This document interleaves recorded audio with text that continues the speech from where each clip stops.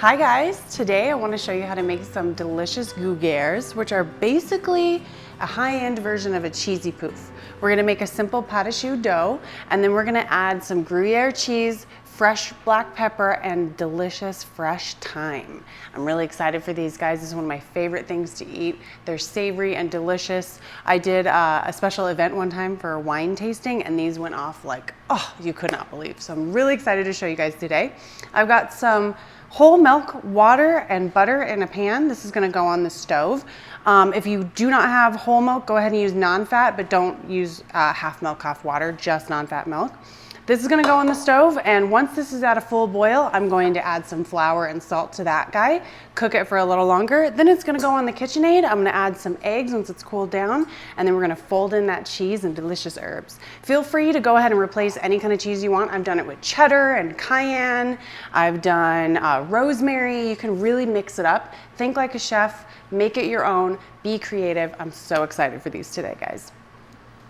Anytime you're warming up milk, cream, anything dairy-wise, you really want to stay on a medium to low heat. I'd rather you start out low and slow than go too high and burn it. I'm going to keep stirring this a little bit with my spatula just to make sure nothing is burning on the bottom. Definitely drag and scrape that bottom so that nothing's burning. And we're going to totally bring this to a boil. I want it to be a really nice rolling boil before I add that flour. I have a sifter right here. I'm going to sift the flour just before I add it because I don't want any lumps or clumps in there. And we're going to cook this until it resembles mashed potatoes and starts to leave a film on the bottom of the pan. We'll show you exactly what that looks like. It's just very traditional pâte choux, but oh my gosh, is it good. Really excited for these ones, guys. Okay guys, this milk and butter is really close to a nice rolling boil. The minute that gets to that rolling boil, I'm going to take it off the heat right here on the counter and start to add the flour. Sometimes when I'm stirring, it doesn't help me see if it's boiling, but as you can see, I stop stirring and there it is. So I'm going to let that boil just a little more. Woo. There we go. That's a beautiful boil right there. Perfect. So I'm going to take this right off the heat. I'm going to take my sifter and my flour. Just pop that right in here. And make sure there's no lumps in there. That's just some salt, so I'm going to toss that back in. And we put it right back on the stove as we mix. This guy forms a nice thick dough very quickly, and it should cook pretty fast. So right now there's no film on the bottom, so I know I have to keep cooking.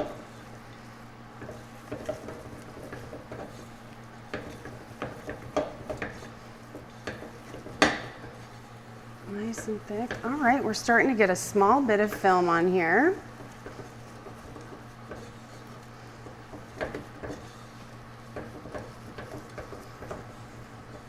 All right, and what I mean by that is as I'm stirring it, there's a bit of this residue left over on the bottom.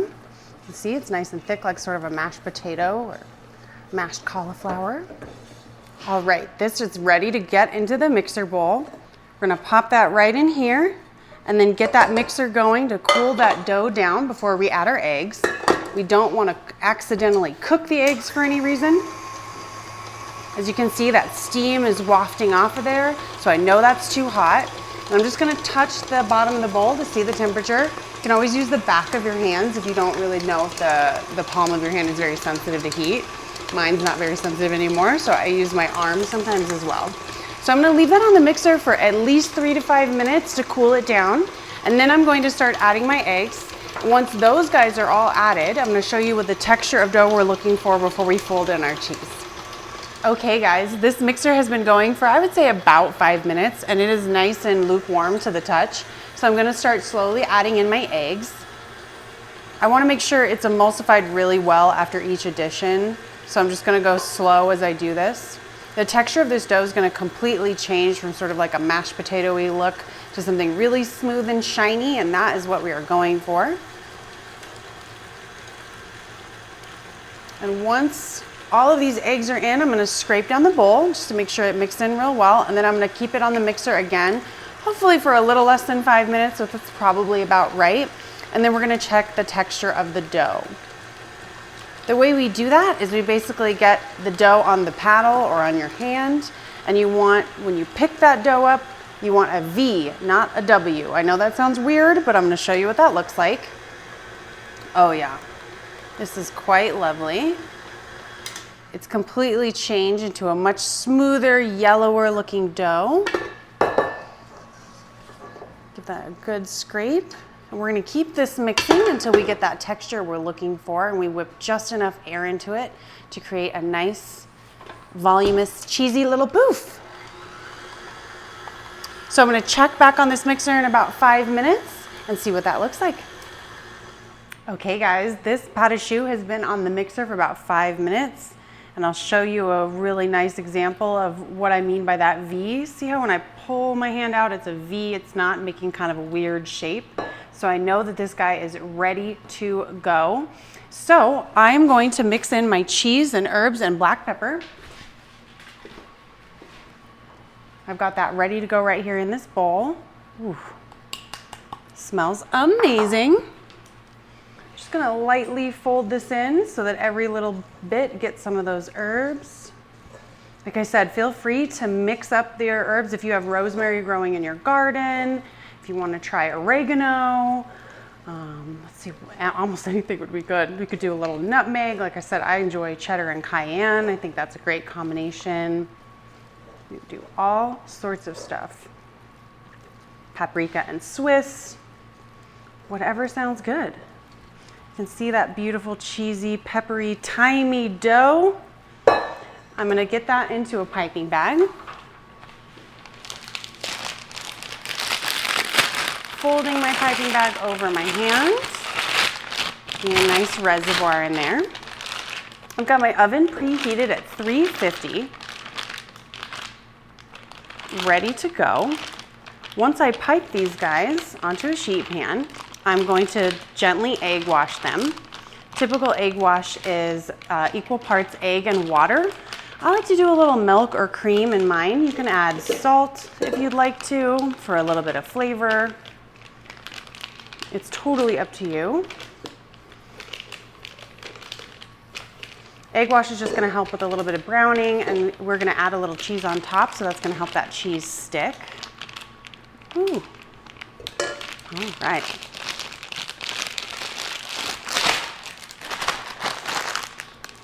Look at that beautiful dough, oh my gosh. Okay. I'm gonna make sure I make a good sized hole so I can pipe these. I'm reusing some parchment paper that I baked some eclairs on earlier. Feel free to reuse parchment paper if it's basically the same product. Any time you can reduce waste is really great, not just for expense, but also for the planet.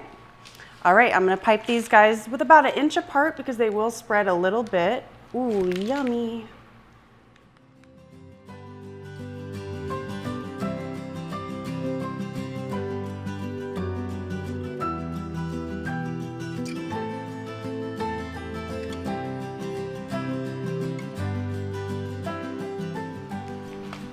All right, and now I'm just gonna take my egg wash and pastry brush. Very gently brush the tops.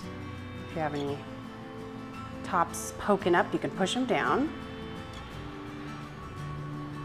So today I'm gonna top these guys with just a little bit extra shredded Gruyere.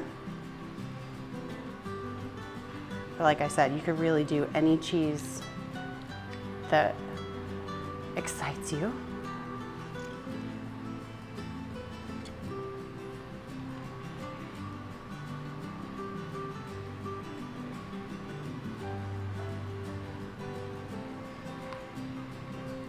These are gonna go into a 350 oven for, I'm gonna check it about 15 minutes. We want a nice golden crispy brown. They just look delicious. If you want to, you can top them with some fresh black pepper as well. I've got a whole bunch of cheese ready to go.